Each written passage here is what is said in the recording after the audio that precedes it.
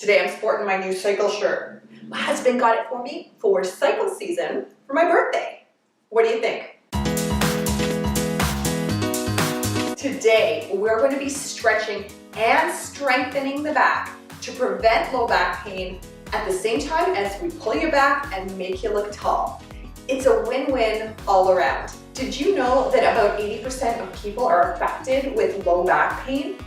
And if you're sitting a lot, cycling, for example, sitting, watching TV, sitting, driving, and then all of a sudden you do bursts of activity, such as shoveling, or in the summer, like gardening, and you're doing these twists and turns on your back, you're actually increasing your risk for low back injury. You also risk sitting on the sidelines as life passes you by because you're afflicted with back pain.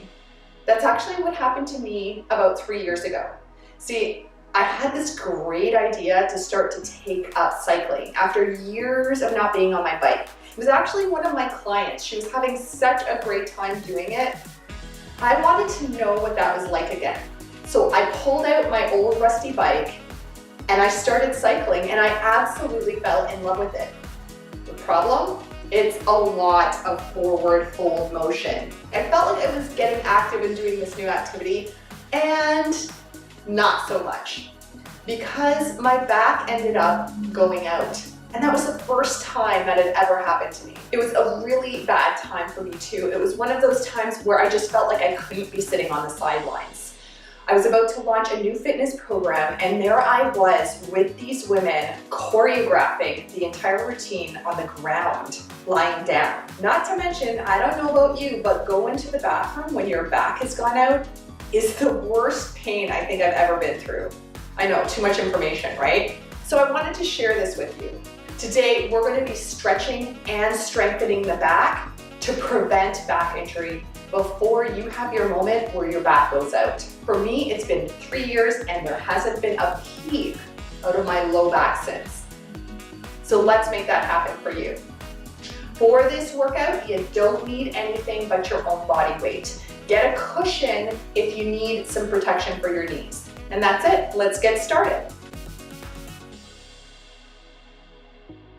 Okay, so we're going to start on the ground with your feet shoulder width apart. Take a deep inhale, and then exhale, flatten your back. Hold this here for a second, and we're going to make sure it's your pelvis that's doing the work and not your heels. So lift up your heels. Are you still able to keep your back flat? If so, then you know that you're actually working the pelvic muscles and the low back needs to stretch. Once you know you're doing it, your heels are up and you can feel that back flattening. Your hands can't get underneath you. Now we're going to go in the opposite direction. Gently arch the back. It's a very small arch, not too much. And then come back to flat back. We're going to smoothly go from arch to flat and arch again and flat. That's it. It's a fluid motion, controllable motion. And do one more. Back is flat, and now release. When you release, you should have a little bit of an arch in your low back, and that's called a neutral spine. This is where your spine is in proper alignment, a gentle S-curve and not too much of an arch or a flat back.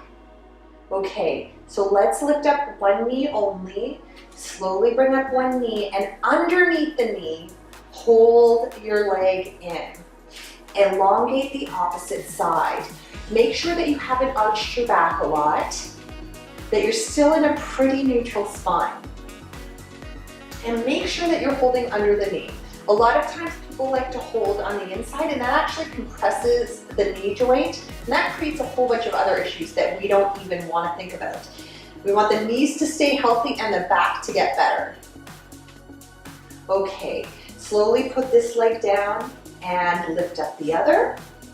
Hold underneath the knee, bring the knee into your chest, and allow the other leg to slide down. hold it here. Take a deep inhale and exhale. Inhale and exhale. And notice the difference on this side. Does it feel tighter? Does it feel looser? Easier to get into? There's always one side that seems tight.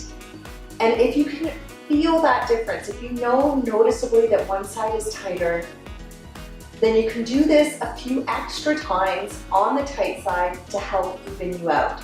We're looking for muscular balance. Okay, release this leg. And let's do a little bit of strengthening. All right, so grab a pillow and place it underneath your knees. Feet are shoulder width apart. Make sure you have enough padding that you're not feeling that extra pressure on the knees. Your hands are underneath your shoulders. Lock your shoulders in place, so squeeze your shoulder blades together so you know you're in great alignment. Then lift one leg. Slide the foot along the ground. Squeeze the bottom and hold the leg here. Can you continue?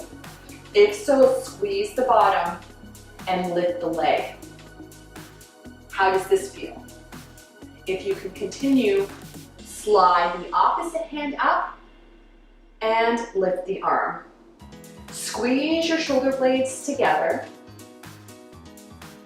and create a straight line from your fingertips all the way down to your bottom.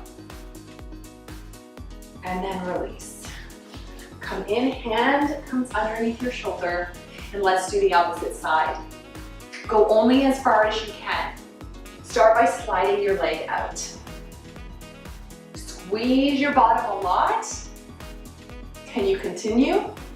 If so, squeeze the bottom and lift the leg. Okay, let's do a little bit more.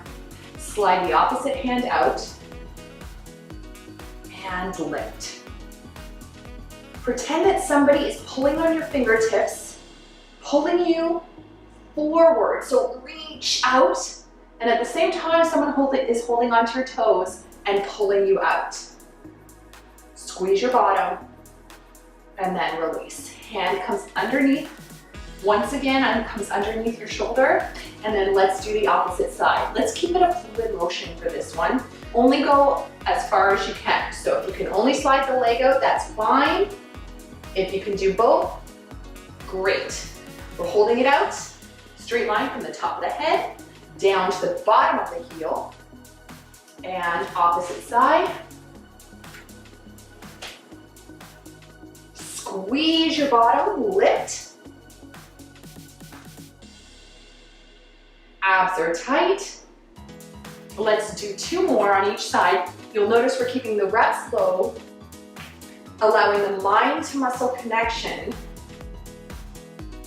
And if you start to fatigue, then your body knows. You start to feel tweaks in the back maybe, and then you're just gonna stop if that's the case. It's all about getting that connection to your body and feeling it. How far you can go and what you can do. One more on the other side.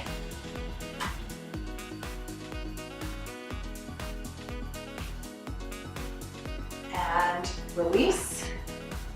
And push back, going into child's pose. Sit back, weight in heels.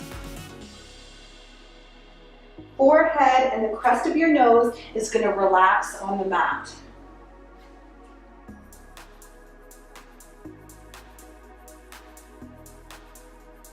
Deep inhales and exhales.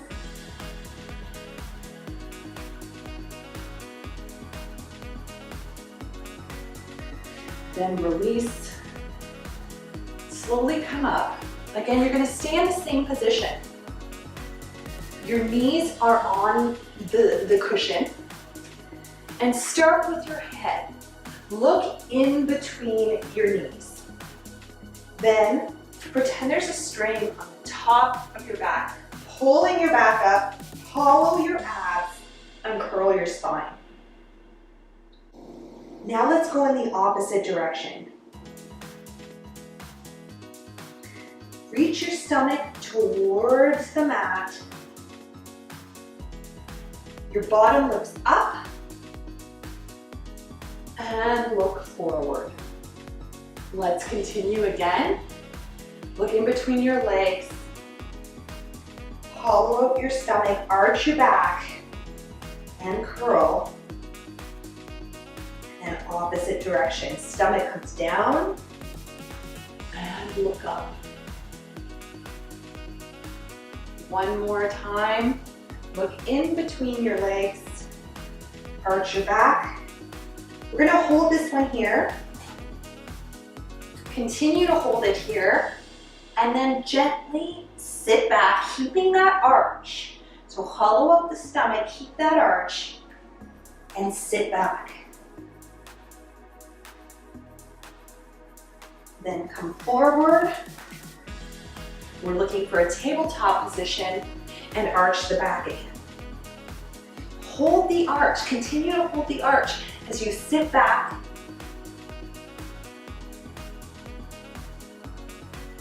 And then come forward.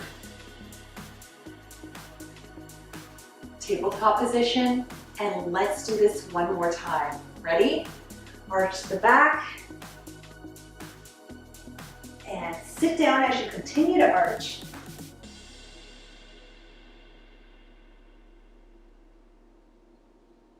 And come forward.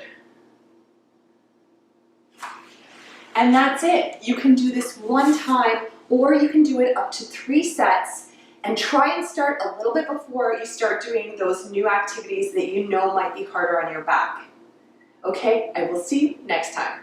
For more motivational fitness and nutrition tips to make 50 and beyond the healthiest and most vibrant years of your life, visit AliciaJonesHealthyLiving.com. And don't forget to subscribe to my channel.